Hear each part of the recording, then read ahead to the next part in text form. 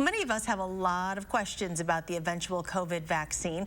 Doctors say that because they are compressing the 12-year period it would normally take for a vaccine to become available into 12 months, they're cutting a lot of corners. Jamie Perez explains what that could mean for all of us when a vaccine does become available.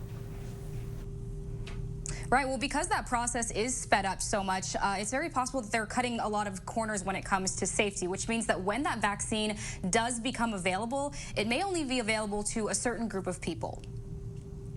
All eyes are on the medical field, waiting for a COVID-19 vaccine to become available. But experts say don't hold your breath, because even when there is a vaccine, high-risk people will have first dibs. And when we do have a vaccine or vaccines, they most likely are going to be in short supply.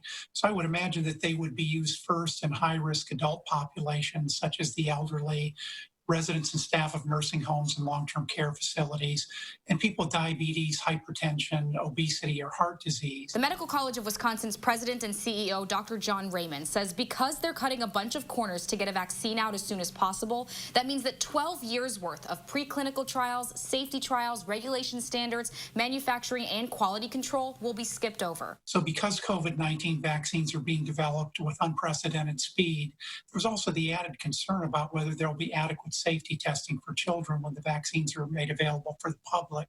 There will still be a lot of unknowns when a vaccine is available to the public, and still, not everyone is willing or able to get the vaccine. Most epidemiologists are estimating that 70 to 80% of people need to have immunity from COVID-19 for there to be effective herd immunity.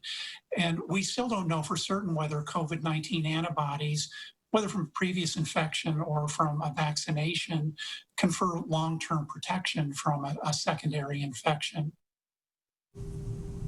So even when a vaccine does become available, it will be up to the public health department to decide if kids will be required to get a vaccine in order to go back to school or daycare. So in the meantime, they say please continue to wear a mask while you're out in public. Jamie, thank you.